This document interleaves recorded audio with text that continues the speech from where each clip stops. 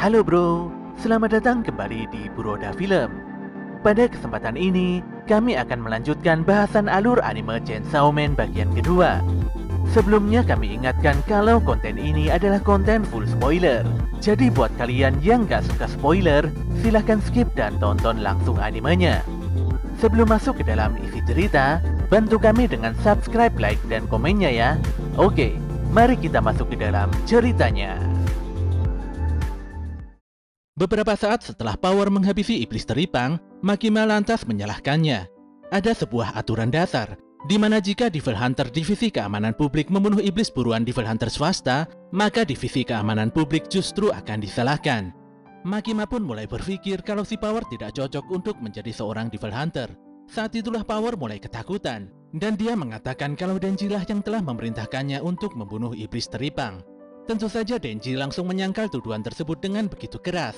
Perdebatan hebat pun terjadi antara Denji dan Power. Namun mereka langsung terdiam ketika Makima mulai serius dan meminta keduanya untuk meningkatkan kinerjanya. Denji mulai berpikir untuk mempertahankan kehidupannya yang begitu nyaman ini.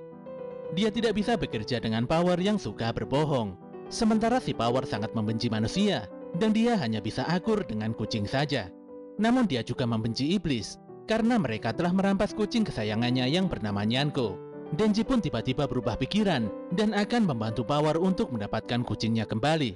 Setelah mendapatkan izin keluar dari markas, Denji dan Power terlihat pergi menumpangi kereta. Keduanya pun tiba di sebuah desa terpencil.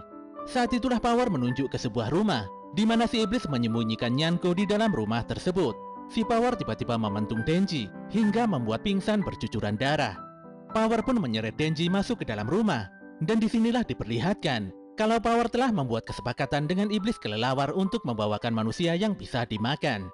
Iblis kelelawar ini pun langsung mencengkeram Denji dan memeras darahnya untuk diminum. Iblis ini sangat marah karena darah Denji rasanya sangat tidak enak. Dia lantas keluar ke atap rumah dan memutuskan untuk memakan manusia lain agar rasa menjijikkan di mulutnya bisa segera hilang. Denji yang tidak berdaya kembali mengingat pesan Hayakawa, di mana iblis sebenarnya memang tidak bisa dipercaya. Power sendiri benar-benar tidak menyangka kalau Denji bakalan percaya dengan cerita palsunya. Dia pun meminta iblis kelelawar untuk mengembalikan Nyanko seperti kesepakatan awal. Namun si iblis malah memakan Nyanko dan juga menelan Power bulat-bulat. Dia pun terbang dan berandai-andai bisa menikmati manusia yang sebentar lagi akan dimakannya. Namun dia langsung sadar kalau si Denji juga ikut terbang dan meminum darah di kakinya. Iblis kelelawar mencengkeram Denji dengan tangan besarnya. Namun saat itu Denji telah menarik tali gergaji mesin di dadanya dan berubah menjadi iblis gergaji mesin. Pertarungan antara kedua iblis ini pun terjadi dengan begitu keras di pusat kota. Banyak bangunan dan fasilitas umum yang hancur berantakan. Denji pun terus berlari sambil melepaskan beberapa serangan fatalnya pada kelelawar. Itulah sebabnya si iblis mulai ketakutan dan melepaskan serangan gelombang ultrasonik yang sangat luar biasa. Hebatnya, si Denji masih bisa bertahan dan membuat iblis kelelawar semakin ketakutan. Tanpa banyak bicara, Denji kembali melesat dan mengoyak perut si kelelawar. Setelah berhasil menyelamatkan Power dan Nyanko, tanpa diduga iblis lintah datang dan menyerang Denji. Melihat situasi yang tidak menguntungkan, Power pun meminta Denji untuk kabur bersama Nyanko. Namun si Denji tetap pasang badan.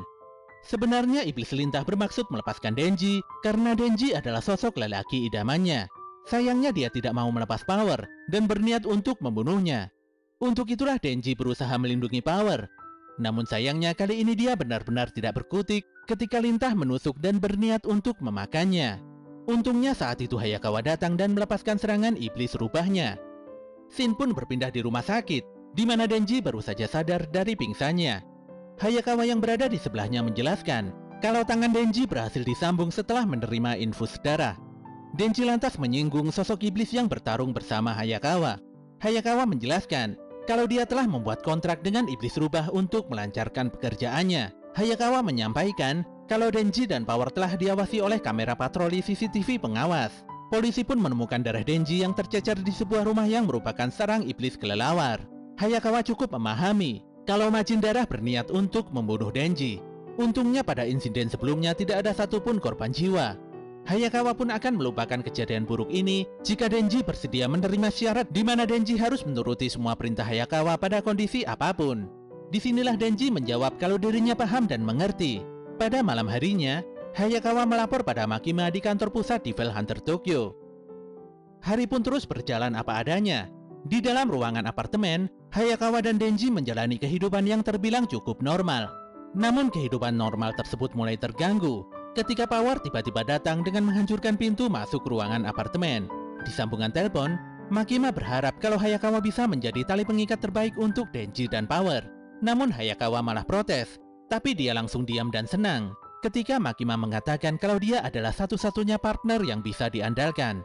Sementara itu, Power selalu saja membuat kisruh di hadapan Hayakawa dan Denji. Mulai dari membuang makanan seenaknya, tidak mau membersihkan toilet, dan juga tidak mau mandi. Disinilah Hayakawa dan Denji mulai kehilangan kesabaran untuk membina Power si pembuat onar dan biang masalah.